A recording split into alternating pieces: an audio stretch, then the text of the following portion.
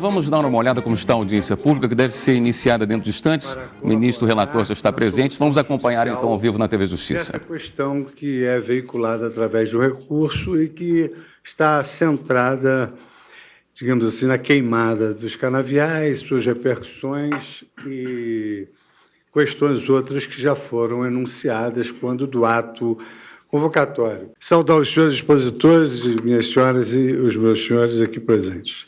Então, eu chamo para ocupar a tribuna o primeiro expositor, Dr. Moisés Savian, gerente de políticas agroambientais do Ministério do Meio Ambiente. Nós vamos apenas apontar dois impactos sociais do uso da cana e focar nos impactos ambientais, que é aquilo que todo mundo espera de nós também, aqui do Ministério do Meio Ambiente, né? A emissão de gases do efeito estufa, né? Então acho que esse é um dos principais problemas que a gente vê. A eliminação da cobertura vegetal e da matéria orgânica, então, que se perde com a queima da cana, né? Isso é ruim tanto do ponto de vista da perda desses nutrientes, como do ponto de vista da fertilidade do solo. E aqui um problema bastante significativo, que é a perda da biodiversidade, né? Ou especialmente no caso da fauna, quando se queima a cana, que muitos animais são queimados e morrem com isso também, como quando esse fogo se espalha para as florestas que estão ali ao redor dessa área, então, de produção, né? O Dr. Robert Michael Bowley, químico agrícola da Embrapa. A mudança de colheita de cana queimada para a colheita de cana sem queima não é só a questão da destruição da palha por fogo. É dois sistemas. O sistema de colheita manual com a queima e a colheita mecânica sem a queima. Isso é o que estamos discutindo. Em regiões onde cigarrinho é um problema, existem agrônomos que falam, por favor, queima tudo isso palha.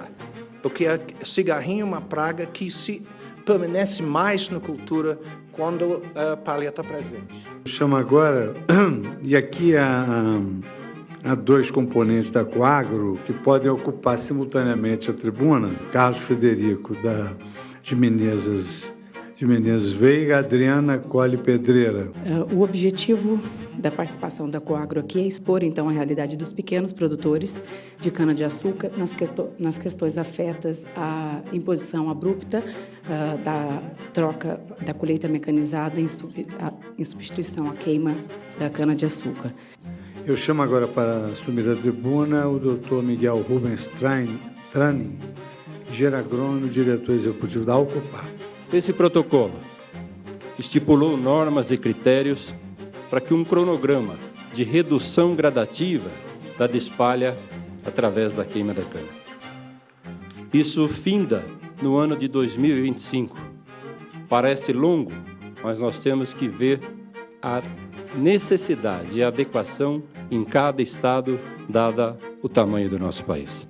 Chamo agora para ocuparem a tribuna a doutora Cristiana Pacheco, doutor Ismael Perina Júnior, ambos da Orplano. A Associação de Capivari é uma entidade que tem 70 anos, ela congrega 22 municípios da região e o ano passado nós conseguimos colher cruas 33% da cana do produtor. Agora a tribuna, o doutor Alexandre Araújo de Moraes Andrade Lima, engenheiro agrônomo da URP. Bom, eu sou presidente da União Nordestina dos Produtores de Cana e venho aqui colocar as dificuldades naturais pela implementação da colheita mecanizada na cana crua na região Nordeste. Eu chamo agora a tribuna a doutora Márcia Azanha Ferraz Dias de Moraes, professora doutora da ESAC da USP. O uso da colheita sem queima abriria mais mercados externos? Do meu ponto de vista, não. Inclusive, muitas empresas certificadoras não internacionais, elas não impõem restrição ao corte manual com queima. Então, do meu ponto de vista, não. Não está no slide, mas eu gostaria de dar alguns números também da base de dados RAIS, que é do Ministério do Trabalho e Emprego, trabalho formal. Fala-se muito que o trabalhador da cana-de-açúcar aposenta-se cedo e que morre muito cedo. Nós temos um estudo do nosso grupo lá, que analisando profundamente a base de dados RAIS, nós olhamos, então, do ano de 2005, eu preciso atualizar esse trabalho, mas em 2005, dos 519 mil empregos daquela época, os aposentados por invalidez representavam 0,024%, né? Nem 1% do total dos trabalhadores. Claro que o ideal seria zero. Mas, então, eu acho que é importante ter esse número, né, que fala-se muito, mas, na verdade, na prática, não é um número elevado que causa uma preocupação. E, da mesma forma, os falecimentos por causas ligadas ao trabalho, também menos que 1%. Chamo a tribuna agora a doutora Simone de Oliveira, médica do Ministério do Trabalho. Portanto, a nossa rotina é visitar canaviais, visitar usinas, acompanhar o trabalho dos trabalhadores e as atitudes tomadas pelas usinas para melhorar as condições dos trabalhadores. Gostaria de responder para a doutora Márcia, que falou que não tinham tantos afastamentos e não tantas mortes. O que acontece é o seguinte: normalmente esses trabalhadores trabalham 10, 12 anos e depois mudam de setor. Normalmente eles não aparecem nas estatísticas, eles vão aparecer nos últimos setores, não nos primeiros. Eu gostaria de falar que parece que o corte de cana realmente traz riscos para os trabalhadores em relação à sobrecarga cardíaca e à sobrecarga térmica.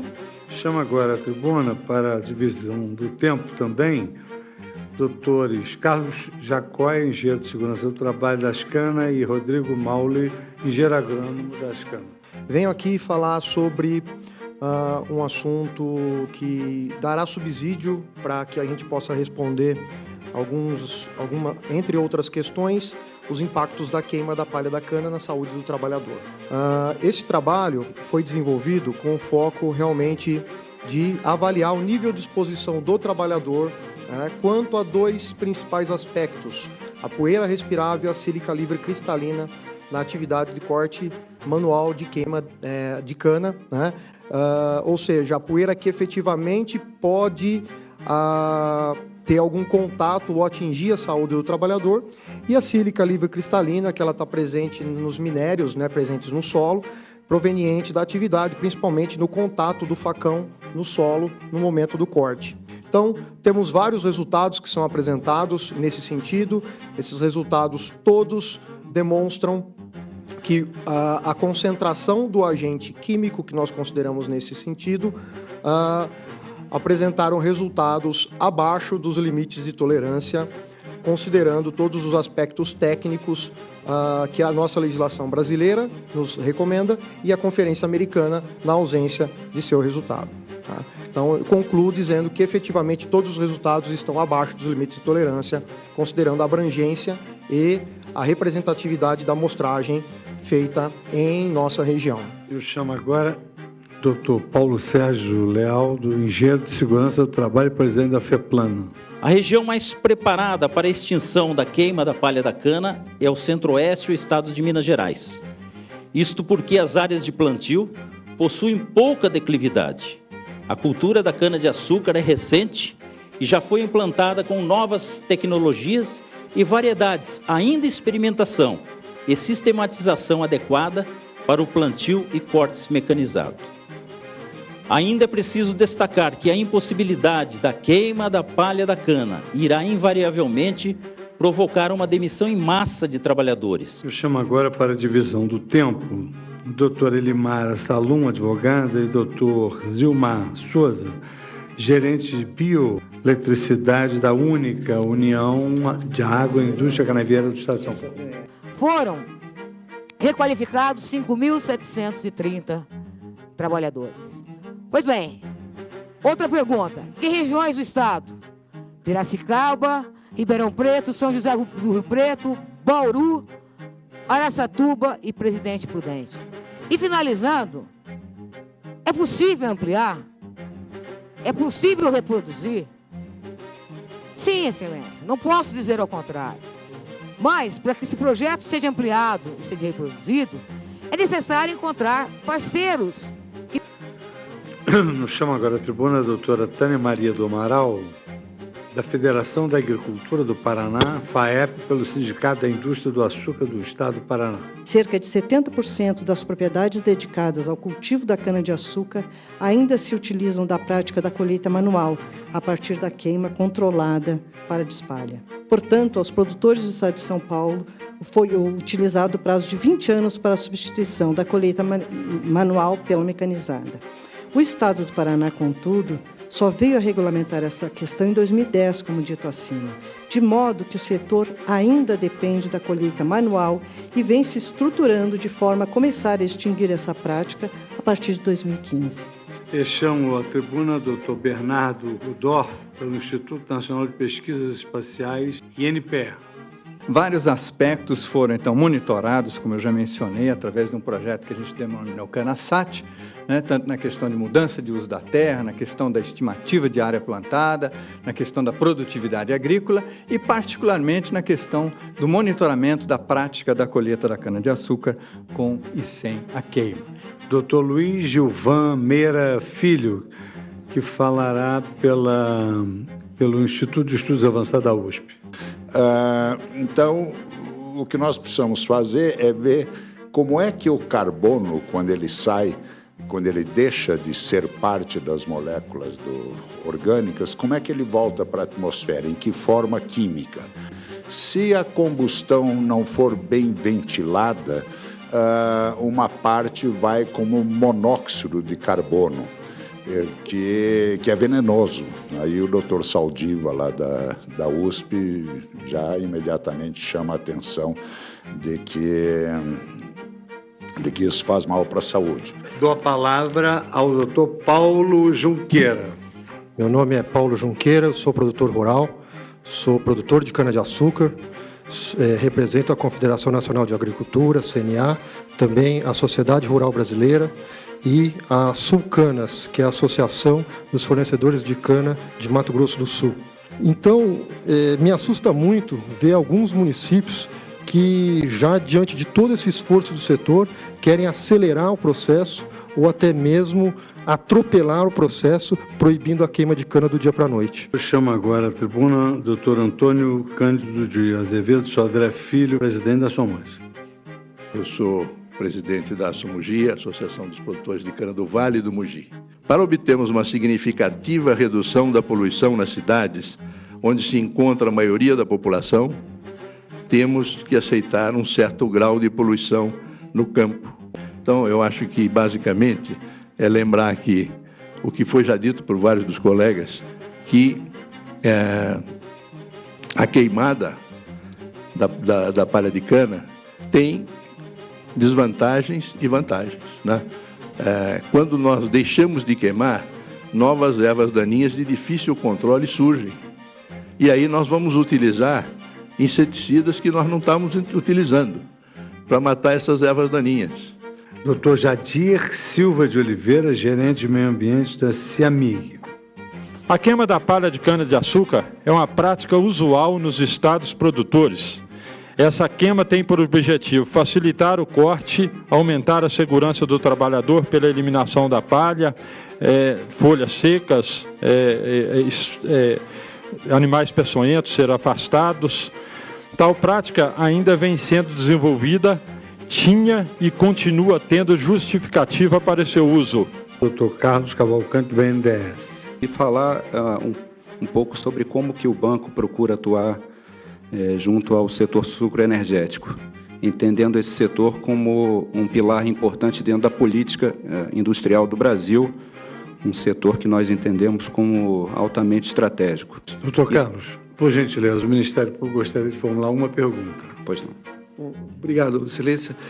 Na verdade, nessa linha que o senhor está colocando de inovação tecnológica, eu encontrei pelo menos 2 tratores pequenos para uma linha de corte e que são tratores baratos, na faixa de 15 HPs, me parece, a potência deles, pequenas, quer dizer, de fácil manuseio, me parece, inclusive com possibilidade de uso em terrenos com declive. E que eu até agora não consegui entender, enfim, essa dimensão estratosférica dos preços que estão trazendo aqui, quando a gente vê que já existe no mercado disponível equipamentos bem mais simples, baratos e que não excluem a mão de obra, com essa vantagem, porque na verdade a coleta desse material pode ser mantido, inclusive, com a mão de obra que antes era tida no corte, na queima, enfim. É verdade, se pudesse falar alguma coisa. Eu não vou me estender muito, mas concordo. A gente, lá no banco, a gente já vem observando um uso maior por linhas de financiamento para a compra de equipamentos agrícolas. Dr. Gerson Carneiro Leão, Djalma Eusébio e Renato Cunha falando pelo Sindaçuca. Eu sou presidente do Sindicato dos Cultivadores de Cana no estado de Pernambuco, que represento mais de 13 mil associados. A não queima da cana em Pernambuco, no Nordeste, principalmente em Pernambuco, inviabiliza o setor no estado. Porque cortavam, tirava, cambitava no burro. Hoje já é a máquina que vão buscar. Então nós vamos chegar lá, eu sei que nós vamos chegar lá. Agora não pode ser da noite para o dia, porque a coisa tem que ir devagar. E quanto à colheita mecanizada, implicando sobre a cana crua, deve-se olhar os benefícios, que eu acredito que foi o que se fez até hoje, nesses 3, 4 anos, que gráficos aí mostraram como se impulsionou a colheita mecanizada no Brasil. Mas, especificamente em Pernambuco, quando eu vejo fogo em canavial, eu faço uma reflexão, que pode ser ali o fogo da esperança de muitos pernambucanos que dependem daquela sua caninha de queimar para cortar, às vezes, ele e a família, para a sobrevivência o ano inteiro. Nós empregamos, a maior empregabilidade da cana no país é em Pernambuco, nas ladeiras de Pernambuco, com 5,8 homens por cada 1.000 toneladas. Portanto, a equação nossa lá é uma equação onde o Nordeste equivale a 12% da renda, mas 33% do emprego, na questão da cana-de-açúcar. Em Pernambuco, nós temos a tarefa menor, ou seja, para o trabalhador perceber um salário, pelas convenções coletivas, ele corta 3 toneladas de cana. É a menor quantidade do país para um salário, até onde a gente saiba. Então, para a tribuna, Dr. Noel Loureiro, da FAEAL. Essa prática de queima de cana, ela já vem lá do século XVII. E isso aí foi praticado em Alagoas e Pernambuco até 1960. A partir de 1960 é que se inverteu. Antigamente cortava-se a cana crua e queimava-se a palha remanescente. Aí passou-se a fazer o despalhamento da cana com fogo e para poder facilitar o corte. Dr. André Luiz Batista Lins Rocha, da Cifaeg e Cifasuca. Sou presidente do Cifaeg, do Cifasuca, que representam os produtores de açúcar, de etanol e de bioenergia no estado de Goiás. E nos tornamos, no ano passado, o segundo maior produtor de cana-de-açúcar no Brasil, atrás apenas de São Paulo. Um dos grandes problemas da questão dessa discussão, no nosso caso, é muito mais a questão de uma transição e de uma previsibilidade. Convido os senhores Rafael Frigério e Carlos Eduardo Beducci, da CETESB São Paulo, Estado de São Paulo, para que dividam o tempo na exposição.